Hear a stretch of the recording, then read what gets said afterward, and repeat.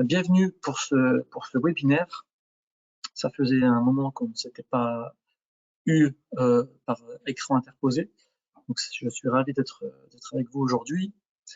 Aujourd'hui, nous allons parler d'un sujet qui me tient à cœur et que vous connaissez peut-être, c'est Abacus. Alors, pour ceux qui ne me connaissent pas, je suis Yannick Margani, je suis consultant chez Avenao depuis un peu plus d'1 an et mon domaine, c'est la simulation. Voilà, donc c'est ma passion et j'espère vous la transmettre au cours de cette prochaine heure qu'on va passer ensemble. Alors, comme vous le savez, on a l'habitude chez Avenao de vous faire participer à nos webinaires. Donc, c'est un échange participatif. Et ce que je vous propose, c'est d'aller sur le site menti.com et d'entrer ce code-ci, 37 33 42 51, ou simplement de flasher ce QR code, ce qui va nous amener à avoir une sorte de petit sondage participatif. J'aimerais avoir vos retours.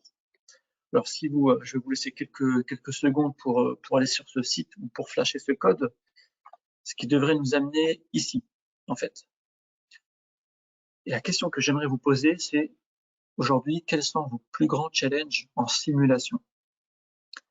Vous devriez pouvoir écrire n'importe quoi sur le mot. Alors, n'écrivez pas n'importe quoi. Écrivez quels sont vos défis actuels en termes de simulation.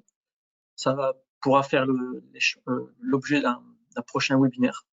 C'est important pour nous de savoir quels sont vos besoins pour qu'on puisse les adresser dans des prochains séminaires. Donc allez-y, la parole est à vous. N'hésitez pas à écrire quels sont vos challenges en simulation. Normalement, ça devrait pouvoir apparaître en temps réel. Donc pour rappel, menti.com 3733, et si vous avez besoin du flashcode, utilisez celui-ci. Ça marche depuis un smartphone. Voilà, donc on devrait être là-dessus.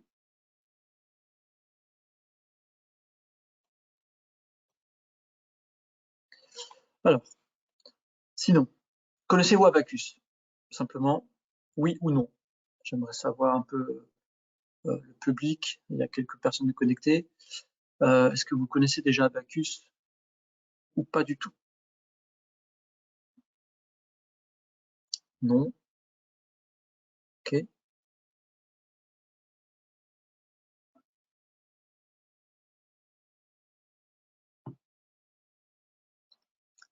Ok. Ah, une personne qui connaît, super. Bon, c'est partagé. On a 2 réponses, mais ok. 2 réponses oui, une réponse non, super. Donc Abacus, ben voilà, on va en parler. Ça va être une découverte pour certains, peut-être une redécouverte pour d'autres. On va parler d'Abacus aujourd'hui en termes de simulation numérique. Alors, je vous remercie pour votre participation. Alors, dans les épisodes précédents, ambiance un petit peu Koh-Lanta, sur notre chaîne YouTube Avenao, lors de précédents webcasts, on vous a souvent parlé de simulation à travers 3D expériences. Donc, 3D expériences pour traiter des non-linéarités, contacts, matériaux, grandes déformations. 3D expériences également pour traiter du cloud computing, donc le bénéfice que peut apporter cette plateforme 3D expérience pour faire un calcul déporté sur des gros clusters de calcul, et pour tout ce qui était collaboration. Donc ça, on a déjà discuté, c'est vu et revu. Le sujet reste ouvert, mais voilà, on a beaucoup déjà discuté. Aujourd'hui, le sujet est bien autre. Donc 3D expérience, c'est bien, mais dans d'autres cas. Si vous souhaitez, par exemple, faire du composite, aujourd'hui, la solution 3D expérience est limitée. Je dis bien aujourd'hui parce que il y a des choses qui existent, mais qui ne sont pas encore totalement disponibles pour les clients SolidWorks. Donc le composite aujourd'hui, on est dans une impasse. Si vous voulez faire de l'interaction fluide structure avec 3D expérience, là aussi c'est limité. Et pour tout ce qui est très grandes déformations, notamment pour tout ce qui va être mise en forme des matériaux, par exemple, ça sera limité. Donc, vous l'avez compris, 3 d'expérience pour ces 3 grands domaines est limité. Abacus, avec son petit logo, répond favorablement à ces 3 grands thèmes. D'accord? Et donc, ça va être l'ordre du jour. On va parler aujourd'hui de composite, d'interaction fluide-structure et de très grandes déformations avec Abacus. Avant de commencer, je vais vous parler d'une histoire. Donc, c'est l'histoire d'un Anglais, d'un Suédois et d'un Américain. Alors, ça sonne un peu comme le début d'une histoire drôle, mais ça n'est pas du tout. C'est le début de l'histoire d'Abacus. Abacus, avec son fondateur David Ibit, a été créé. Alors, les travaux d'Abacus ont commencé dans les années fin 60, début 70, avec David Ibit, donc qui est l'un des cofondateurs d'Abacus, qui est anglais, donc c'est l'anglais de notre histoire, et qui a démarré ses travaux de thèse en mécanique des solides à l'université de Brown aux États-Unis, donc dans le Rhode Island. David Ibit travaillait avec un autre personnage connu dans le monde des logiciels aimants finis, qui était Pedro Marcal, qui a développé ensuite le logiciel Marc, qui fait partie aujourd'hui de la suite Hexagone. Mais tous les deux ont commencé à développer des logiciels aimants finis. Et David Ibit, à cette époque-là, bien que le marché des éléments finis était déjà bien en place, déjà beaucoup de logiciels, avec Nastran notamment, il y avait une place à faire sur tout ce qui était non linéaire. Et donc David Ibit et ses deux autres comparses, donc le Suédois et l'Américain de l'histoire, ont commencé à développer Abacus, donc fin des années 60, pour fonder Abacus en 1978. Donc le logo d'Abacus, en fait, est représenté par un abac, un boulier, et les fondateurs ont mis un message caché, en fait. Ce boulier représente en fait la date de création d'Abacus, qui est le 1er février 1978. Donc chaque boule correspond aussi à un chiffre. Donc 02, mois de février, en écriture anglo-saxonne, premier jour du mois de février 1978. Donc c'est la date de création de la société Abacus. Donc cette histoire, vous pouvez la retrouver sur notre site Avenao, donc les origines de l'analyse Abacus, qui est passionnante. Voilà, c'était juste un peu pour vous planter le contexte d'Abacus, qui est un logiciel aimant fini, qui a fait ses preuves, qui est reconnu sur le marché et qui a été développé depuis de nombreuses années et qui est très largement utilisé dans l'industrie. Alors, les grands thèmes du jour. Comme vous l'avez compris, on va parler de composite, d'interaction fluide-structure et de très grandes déformations pour la mise en forme des matériaux. Alors, je vous propose de démarrer tout de suite avec les composites. Pour ceux qui utilisent SolidWorks, vous savez que vous avez un module composite avec simulation premium. Donc, vous pouvez faire du composite sur du statique, donc sur des surfaces uniquement. Donc, vous avez un ensemble de surfaces, et donc vous mettez des propriétés de laminé pour faire des études statiques, fréquentielles, flambage, appareil sous pression et études de conception. Donc vous ne pourrez faire du composite que dans ces 5 grandes études. D'accord ? Si vous souhaitez aller plus loin, si vous souhaitez faire du délaminage, de l'impact, de la fissure, voire prise en compte de la fabricabilité, tout ça, vous ne pouvez pas le faire avec SolidWorks. Et il est important quand même de pouvoir concevoir un matériau composite, de pouvoir le tester sous différentes sollicitations pour voir si le délaminage va se produire. Donc le délaminage, hein, c'est la séparation de 2 plis, à savoir que le délaminage est un des modes de rupture d'un composite les plus prédominants. D'accord ? Pareil, impact, fissure, ce sont des modes de rupture importants dans un composite. Et c'est primordial lorsqu'on dimensionne un objet en composite, de pouvoir les dimensionner pour qu'ils puissent tenir ces effets-là. Et la fabricabilité aussi, on va regarder ce que c'est. Alors, SolidWorks, vous êtes limité si vous souhaitez aller dans ces domaines-là. Avec Abaqus, on va pouvoir aborder tous ces points qui sont limités par SolidWorks. Par exemple, ici, je vous mets un exemple de délamination de plis. Donc là, vous voyez l'interface Abaqus, vous voyez une plaque simple. Je vous remets la vidéo. Donc là, en fait, à gauche, on a la plaque. À droite, l'image que vous voyez, c'est l'ordre d'empilement de tous les plis, d'accord, avec des épaisseurs, des orientations. Donc il y a 19 plis au total sur une zone donnée. Et donc on voit bien ici que les plis se séparent. D'accord, donc ça c'est la délamination, lorsqu'on vient de tirer sur la plaque. Un mode d'endommagement qui va se produire. Donc ça, on sait le faire avec Abaqus. Ensuite, la partie impact et crash. Donc là, vous avez un exemple d'impact d'une pièce composite dans le domaine automobile. Donc au-dessus, c'est la simulation, élément fini. En dessous, c'est le test physique. Donc, on a superposé les deux vidéos pour voir que ça correspond quand même, ça corrèle plutôt pas mal. Et donc, mettre en place de l'endommagement sous phénomène d'impact avec Abaqus, pareil, on sait le faire. Donc, on a tout ce qu'il faut pour prendre en compte les modèles d'endommagement et les modèles de rupture des matériaux composites.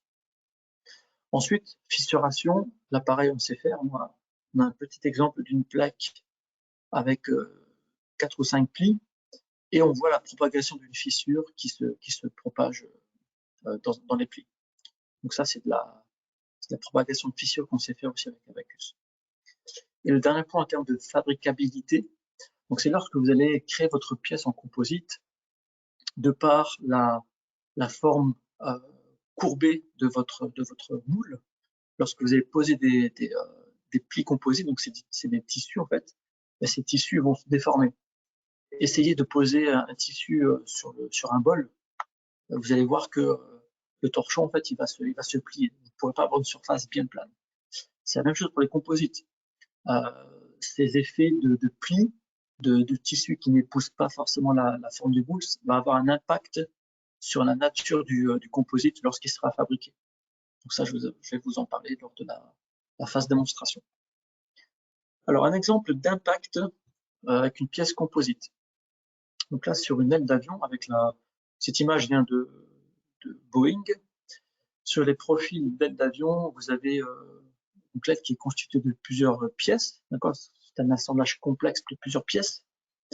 Et vous avez en général ici le bord d'attaque qui est fait ici en matériaux composites. D'accord, je reviens ici en arrière. Donc ça, c'est du matériau composite. D'accord, donc là, en fait, on a ici un nid d'abeille. Toute cette partie-là qui est faite en nid d'abeille. Et par-dessus, sur les pots, sont placés des stratifiés, des laminés. D'accord. Et sur cet exemple bien concret, donc c'est un extrait que je vous ai donné qui est consultable en ligne, publiquement. Donc je vous ai mis aussi la source. C'est Airbus qui fait ça, qui a simulé un test d'impact sur un bord d'attaque d'un profil d'aile. Donc à gauche, on a le test réel d'impact avec la rupture du matériau composite. À droite, la simulation avec Abaqus explicite, qui est un solver d'Abaqus. Et une simulation ici, donc c'est un choc à un oiseau. Donc pour faire cet essai, en fait, on vient lancer avec un canon un oiseau. Donc c'est un poulet congelé, mais ça se fait. Et on vient balancer un oiseau. Bon, c'est pas un vrai oiseau, je vous rassure. Et on vient balancer donc une masse sur le bord d'attaque pour voir comment il se fissure. Et donc le résultat de simulation ici à droite, et puis une animation avec ici des particularités Abaqus. L'impacteur, donc l'oiseau, qui est représenté par cette forme verte, est représenté avec des éléments qu'on appelle SPH. On va en parler un peu plus tard aussi pour l'interaction fluide-structure. Donc ça, c'est une possibilité d'Abaqus de représenter tout ce qui est impact avec ce type de comportement. Donc là, ce qui nous intéresse, c'est le composite, voir comment le matériau composite va s'endommager, va se fissurer et se rompre suite à l'impact d'une certaine masse. Un autre type d'exemple d'impact, un peu plus terre à terre, hein, c'est un panneau raidi. Vous avez un panneau rouge ici, avec des raidisseurs, tout est fait en composite, et vous avez ici un impacteur. C'est une petite pièce qui va venir impacter le panneau composite. Et on voit ici l'endommagement qui se propage sur les différents plis. Donc là aussi, en fait, c'est de l'endommagement qui n'est pas visible à l'œil nu, parce que c'est de l'endommagement qui va se produire dans les plis ou entre les plis. Et l'endommagement n'est pas directement visible à l'extérieur, en fait. Mais si vous avez un outil qui vient tomber sur une plaque en composite, forcément le composite sera fragilisé. Donc là, ça va nous permettre de calculer justement cet endommagement entre les plis, donc interlaminaire, pour voir si la tenue structurelle du composite est toujours bonne ou pas. À propos de la fabricabilité, donc là c'est un exemple qui vient de la documentation d'Assault Systèmes.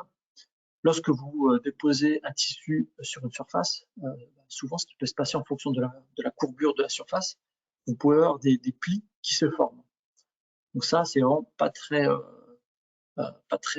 recommandé, et ça va fragiliser le composite une fois qu'il sera cuit, une fois qu'il sera fabriqué. Donc on essaie en général d'éviter ce genre de comportement. Sur une pièce avec une sorte de courbure, donc là je vous ai mis l'exemple, hein, je vais vous montrer après sur la démonstration, sur une pièce avec des courbures. Vous voyez, en fait, elle a différentes zones. Si on vient poser un composite dessus, les zones en bleu, jaune et rouge qu'on voit, ce sont les déformations du pli composite lorsqu'il vient se poser sur le moule. Et en fonction de l'orientation du pli, en fonction de là où on vient déposer le pli, il peut y avoir du cisaillement dans le pli, et donc avant même que le composite soit fabriqué, les caractéristiques mécaniques du pli seront altérées à cause de la fabrication du pli. D'accord ? Donc tout ça, Abaqus propose des outils qui permettent justement d'analyser et d'agir avant la fabrication pour pouvoir minimiser ces effets de fabricabilité.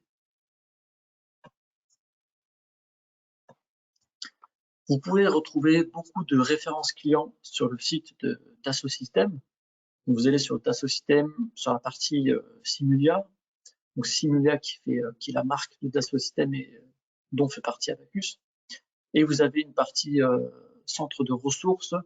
Si vous mettez le mot-clé composite, vous allez avoir une centaine de résultats. Donc ce qui peut vous rassurer aussi sur l'utilisation de clients à travers le monde sur les matériaux composites. Alors, démonstration sur les composites sur Abaqus. Donc ce que vous voyez ici, j'espère que vous voyez toujours mon écran. Dites-moi si c'est toujours le cas.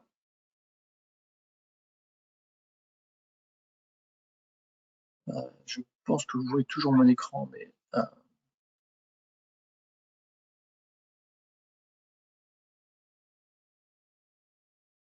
hop. Oui, vous voyez toujours l'écran. Donc là, c'est l'interface Abaqus CE que vous voyez à l'écran. Et je vais donc ouvrir ma partie démonstration ici. Alors, j'ai mon panneau composite qui est ici.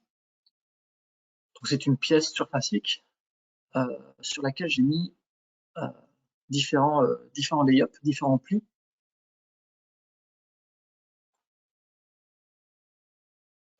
J'ai différents plis sur ce panneau courbé là avec un trou. Et donc chaque pli a une certaine caractéristique, matériau, une épaisseur et une orientation. D'accord ? Donc Abaqus permet vraiment de pouvoir définir un empilement de plis assez facilement. D'accord, donc assez vite, vous pourrez définir l'épaisseur du pli et l'orientation, choisir si c'est un empilement symétrique, faire des copier-coller de plis, etc. Choisir un système d'angle, système de coordonnées particulier si vous avez des courbures, etc. Donc ça, vous pouvez le faire assez facilement. Et si je vous montre un peu le matériau, donc ici pour la partie composite, c'est un laminé qui est utilisé. D'accord, donc on vient définir un comportement élastique sur notre matériau avec une propriété de type laminé.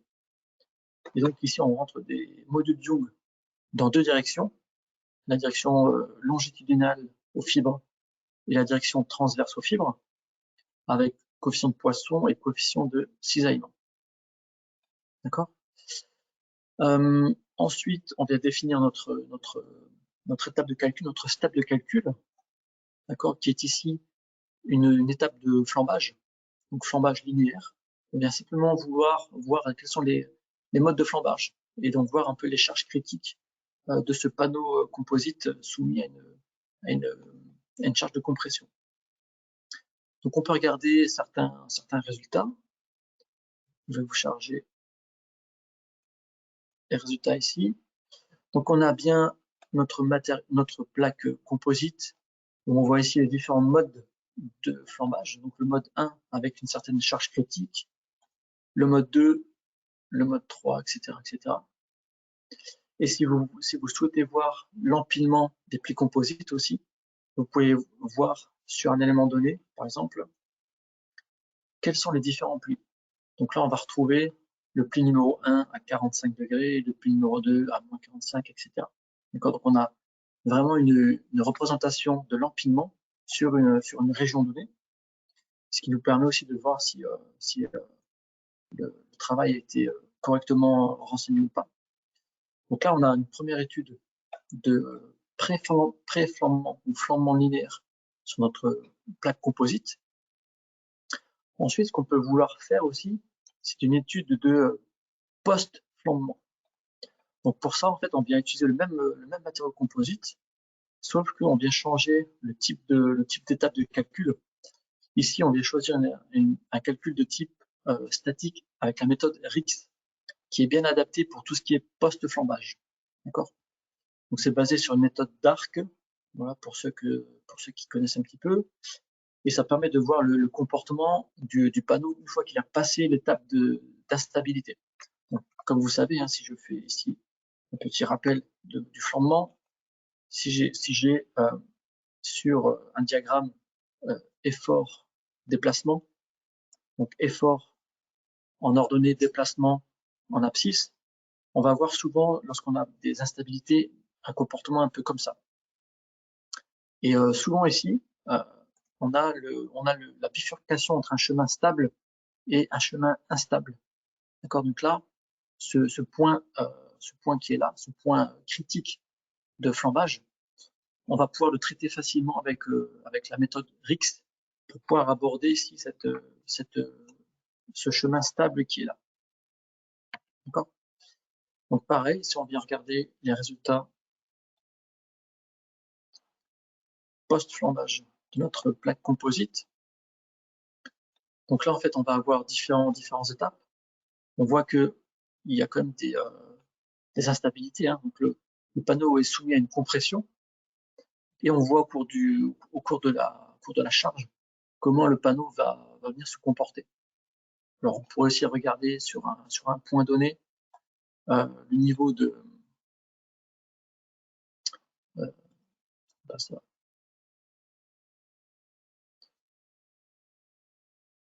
non plus, et voilà. On va pouvoir regarder sur voilà, donc ça c'est le déplacement d'un point du point de chargement de la plaque composite en fait. Donc on voit que ce déplacement est vraiment non linéaire au cours du calcul en fait. Donc voilà, cette méthode qui permet d'aborder les instabilités des plaques composites. Autre chose que je peux vous montrer, c'est l'associativité avec SolidWorks. Voilà, on parle de SolidWorks beaucoup. Là, je suis dans SolidWorks. Je peux concevoir ici mon panneau ready. Alors, je vais me mettre ici et je vais avoir un nouveau environnement vierge et je vais activer l'associativité entre SolidWorks et Abaqus. Donc pour cela, je peux aller ici, en fait, vous voyez que Abaqus propose des interfaces avec différents outils CAO, CATIA, SolidWorks, ProEngineer, etc. Donc là, j'active l'associativité entre SolidWorks et Abaqus, ce qui fait que si vous êtes utilisateur SolidWorks, vous faites votre conception dans SolidWorks, vous pouvez directement exporter vos données vers Abaqus CAO. D'accord? Donc si je fais ça, voilà. Donc là, ma pièce a été directement transposée dans Abaqus. Et si je fais ma mise en données composite, par exemple, je vous remontre, si je fais un composite layup basé par exemple sur cette région, avec un matériau donné, donc un matériau de type élastique lamina, donc on va lui mettre des valeurs, bon, ici je vais mettre des valeurs totalement arbitraires, hein, juste pour avoir un matériau, une épaisseur donnée, et les orientations, donc sur le pli numéro 1, j'ai une orientation 90, sur le pli numéro 2, 0, 45, etc. Donc vous faites votre mise en données, vous pouvez créer, alors, je vais mettre une pièce de l'assemblage, je vais créer un step, je suis peut-être un peu vite, mais voilà, c'est juste pour vous montrer un peu le déroulé, c'est que on va pouvoir ici travailler sur Abaqus, faire notre mise en données sur notre modèle, mettre en place des conditions limites, etc., etc. Si on doit apporter des modifications dans SolidWorks, par exemple ici, je vais venir changer un peu la forme de mon panneau, donc je vais le faire plus grand.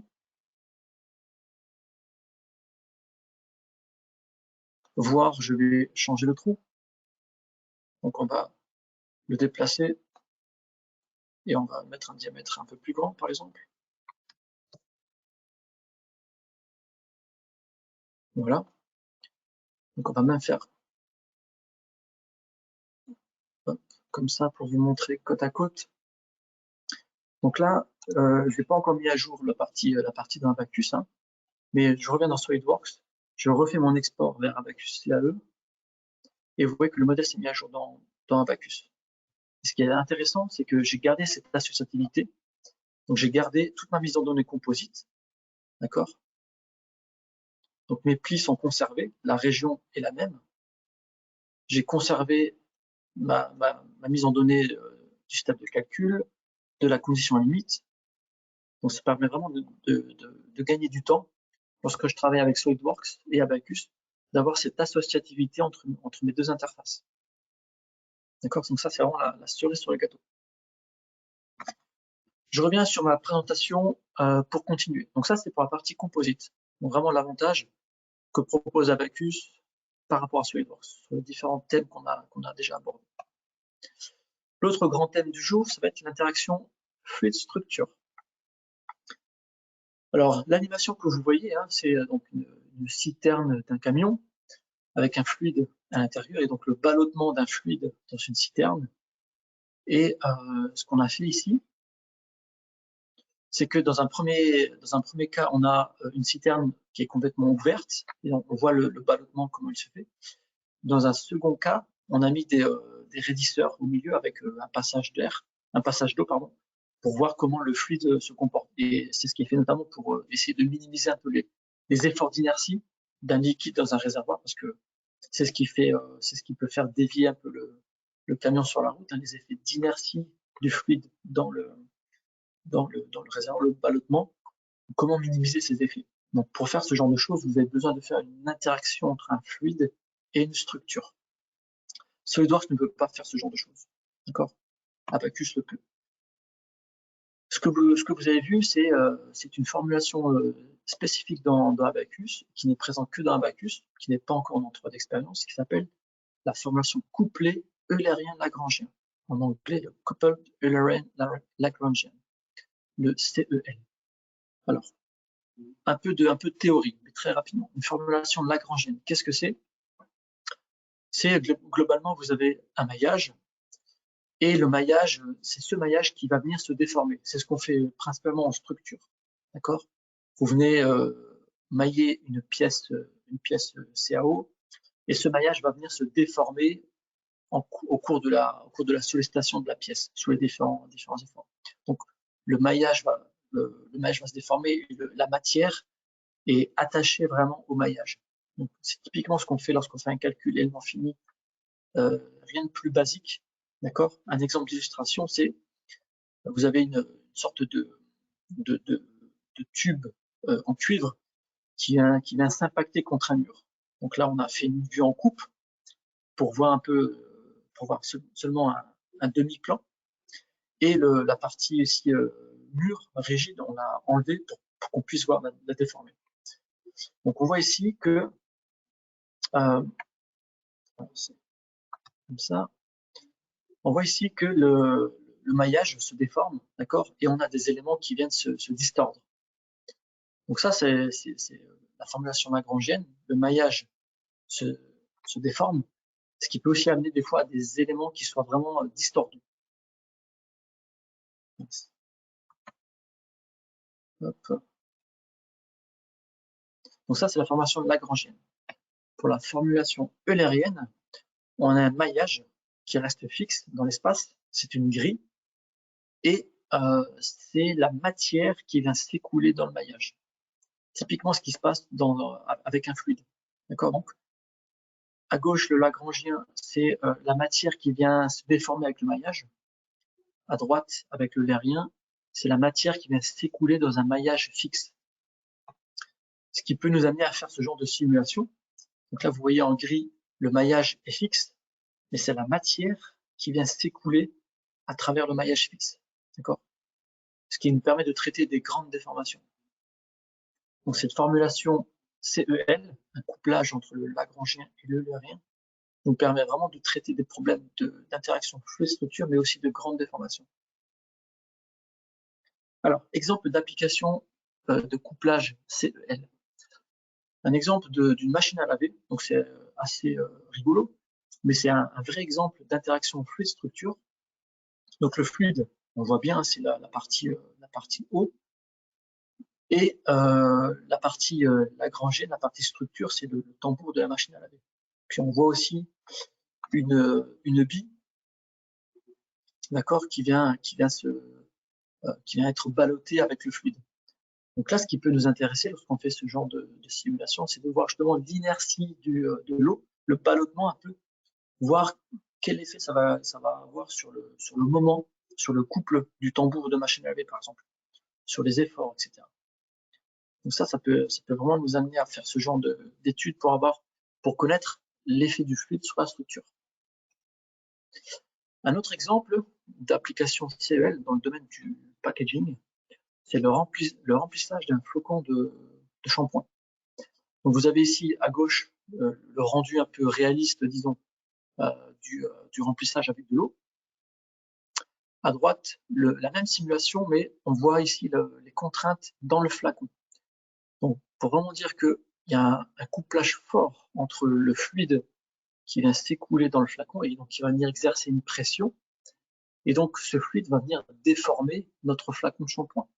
Donc on voit la cartographie de couleurs, hein, donc la répartition de contraintes de Van Mises, pour voir comment le fluide va interagir sur la structure. D'accord?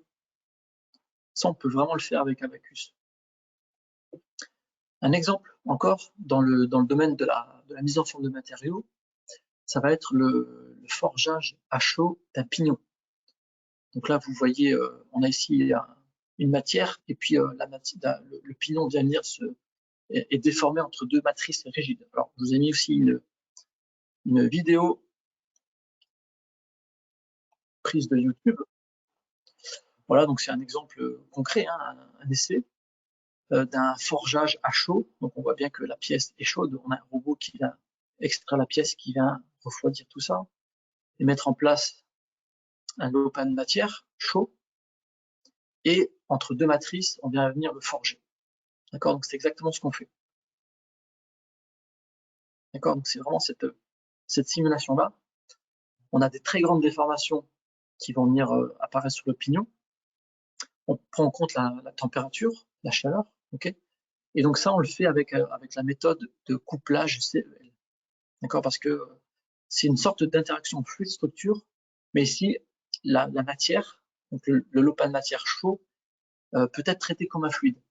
C'est là aussi l'intérêt de pouvoir utiliser cette technologie CEL pour pouvoir traiter la matière solide comme un fluide.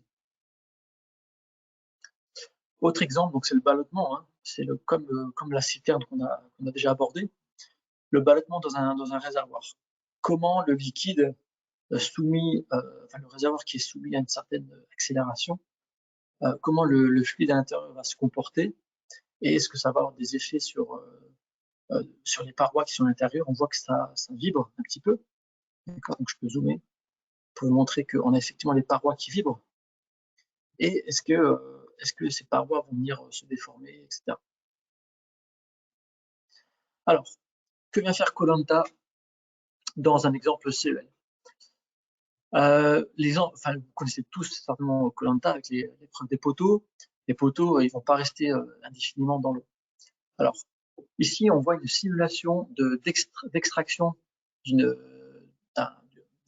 fondation dans un sol un peu meuble, typiquement du sable, d'accord? Et ça aussi, je vais encore une fois zoomer pour bien voir la simulation. Donc c'est bien du CEL. On voit que le maillage reste fixe, d'accord?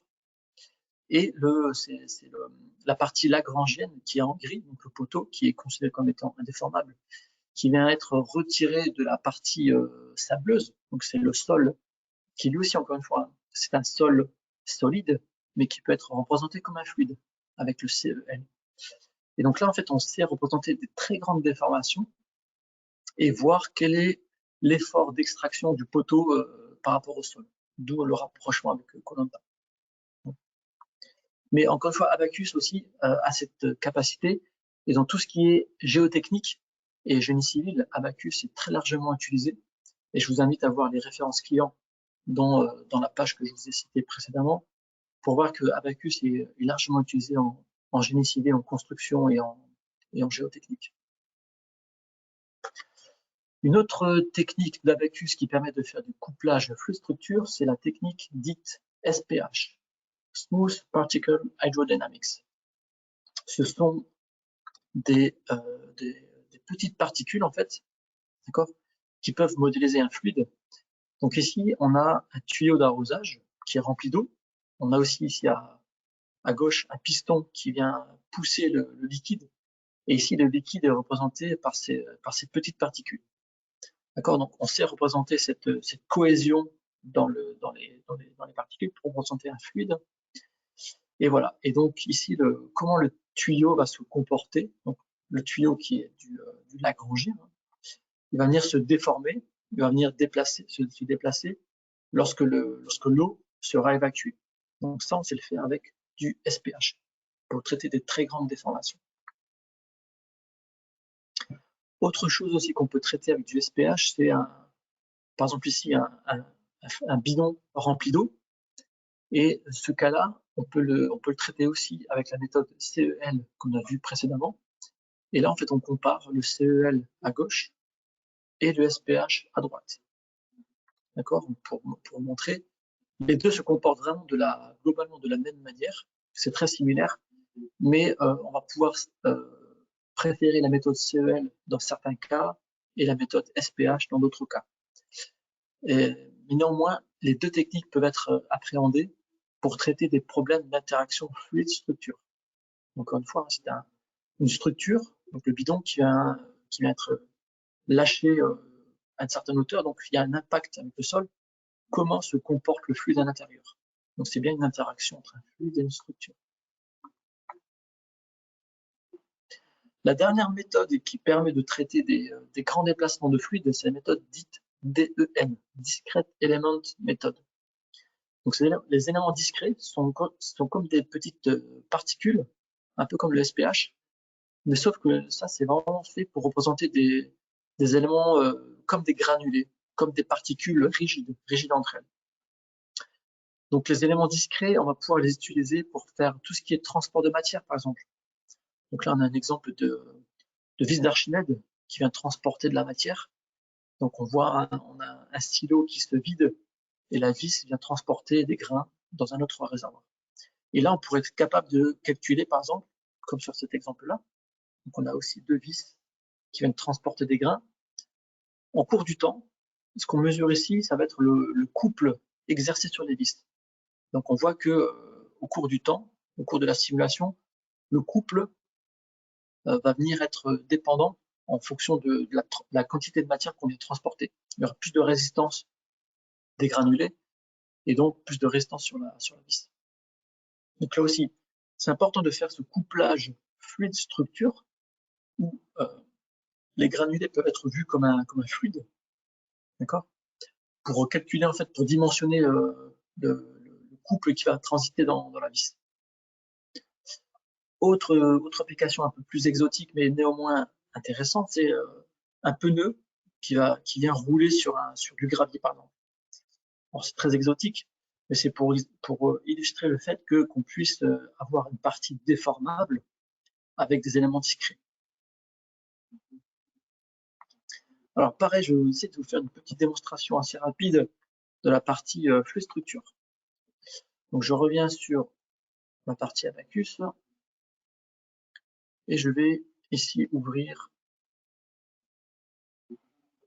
ma partie machine à laver. Donc là, c'est la machine à laver qui est représentée ici, d'accord. Donc il y a différentes pièces. Ce qui est important, c'est que ici, la partie fluide, elle est représentée par une pièce qui est vraiment eulérienne. Donc le type de pièce, c'est une pièce eulérienne.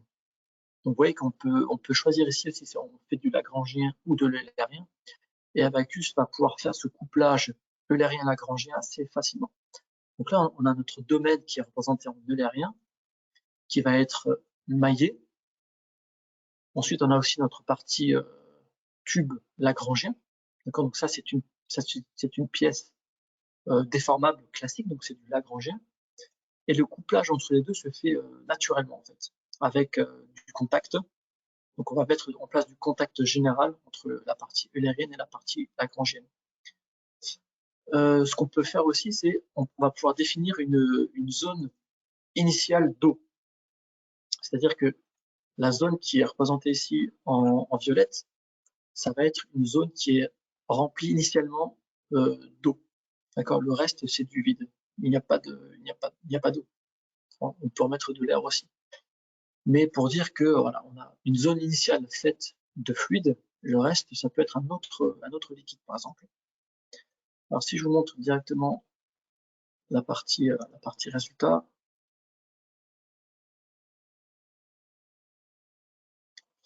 donc là on peut tracer ici ce genre de choses.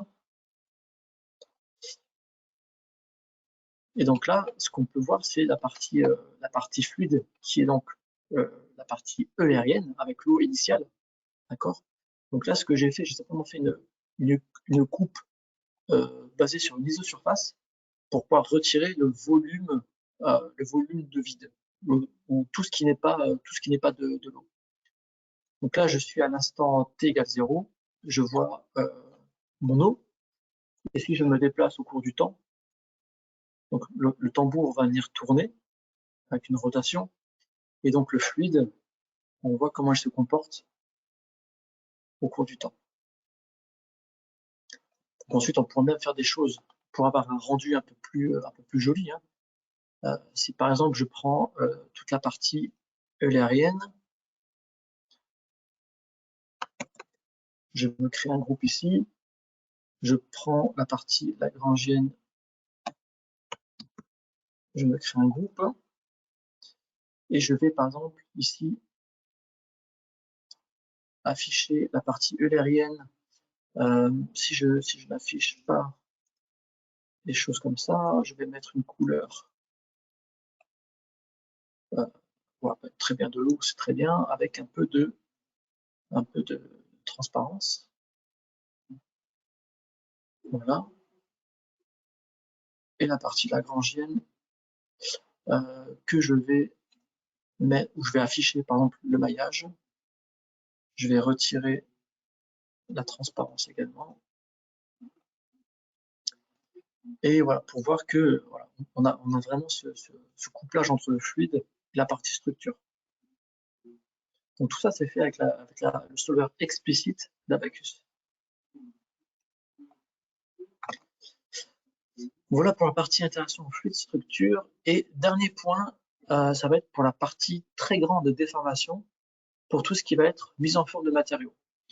Donc emboutissage, forgeage, laminage, tout ce qui va nécessiter de la transformation dans les matériaux, Abaqus va pouvoir le faire de manière très pertinente, très robuste, avec des algorithmes très bien développés depuis de nombreuses années.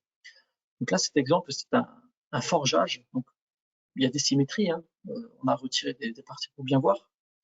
Et donc, c'est le forgeage d'un lopin de matière entre deux matrices rigides. Et on voit donc les très grandes déformations subies par la matière pour venir s'écouler entre les deux. Donc, on aurait pu aussi faire cette partie en CEL, comme on l'a vu avec l'exemple du forgeage du pignon. Cette partie-là est traitée purement en lagrangien, d'accord, et c'est le maillage qui va se déformer. Et comme les éléments sont très fortement déformés au cours du temps, on a mis en place ici une technique d'adaptation, qu'on appelle ici adaptive meshing, adaptive mesh. Donc, par exemple, pour le forgeage avec une matrice sinusoïdale, on a ici en fait un lopin de matière qui vient se déformer au cours du temps. Et vous voyez que les éléments se déforment beaucoup au cours du temps. Et pour éviter d'avoir des éléments vraiment beaucoup distordus, on vient réadapter le maillage, on vient l'adapter au cours du calcul pour pouvoir minimiser cette déformation d'éléments. Donc ça, ce sont des algorithmes qui sont présents dans Abaqus. Si vous faites de la mise en forme de matériaux, voilà, vous pourrez traiter les grandes déformations de matière grâce à ça.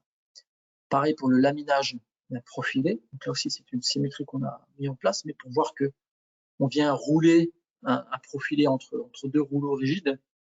Donc la matière vient d'être comprimée entre ces deux rouleaux et donc la matière va rencontrer de grandes déformations.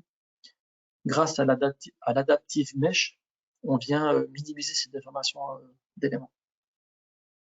Et pareil pour l'emboutissage d'une tôle. Donc on a ici une tôle qui est pincée entre deux matrices, deux poinçons, et on voit comment se comporte la tôle ici lorsqu'elle vient se déformer. Donc là aussi, hein, normalement ces éléments-là seraient vraiment très distordus, très étirés, mais grâce à la technique d'adaptive mesh, on vient adapter le maillage au cours du calcul pour minimiser cette distorsion d'éléments et avoir une simulation robuste qui permet de converger jusqu'au bout. Voilà, et si j'essaie de vous faire une petite démonstration rapidement, ça va pas être vraiment une démonstration, mais ça va plus être une partie. Je vais vous montrer ici. Voilà, ce forgeage qu'on a vu en premier lieu. Donc on a ici, alors ça c'est traité en axis symétrique, mais on a ici la matière initiale. D'accord, on a les matrices rigides qui sont représentées en gris. Et donc au cours du temps, on voit donc comment la matière vient se déformer. Donc on vient ici regarder les contraintes de Von Mises, de la plasticité.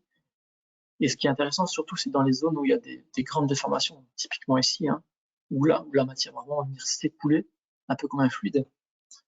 Comment le maillage adaptatif va pouvoir se mettre en place pour justement éviter qu'on a des éléments trop distordus, trop étirés. Donc on a vraiment à mettre à mettre de très grandes déformations dans la matière, d'accord, pour avoir vraiment des choses très abouties. Voilà, grâce aux techniques qui sont d'Abaqus sur le mesh adaptatif. Donc tout ce qui est mise en forme de matériaux, vous pourrez le faire sans problème avec Abaqus. Voilà, j'en ai terminé pour ce webinaire sur la présentation d'Abaqus.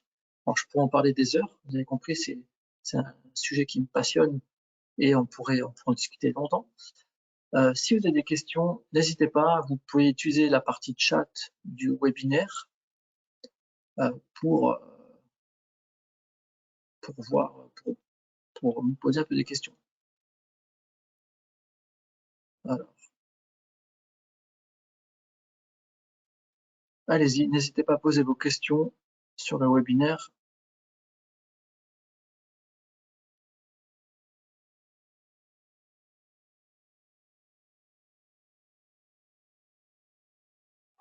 Pas de questions?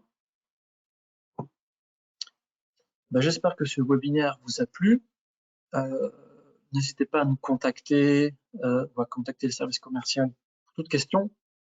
Ça sera notre plaisir de vous accompagner dans vos projets de simulation avec Abaqus. Alors j'ai une question, est-il possible de louer Abaqus? Tout à fait. Il est possible de louer Abaqus sur des périodes plus ou moins courtes.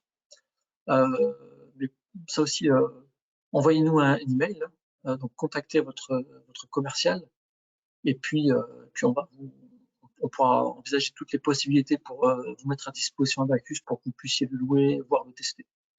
Donc on a des choses en place pour que vous puissiez regarder tout ça. Mais c'est possible de louer Abaqus sur une période courte.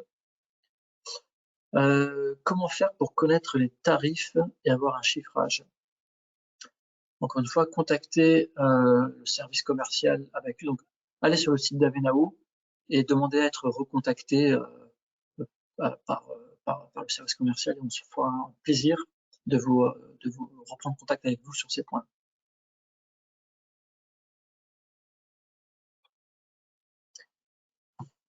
Bien, écoutez, merci beaucoup, un grand merci à vous pour votre attention, pour vos questions. À bientôt et bonne fin de journée, bon week-end.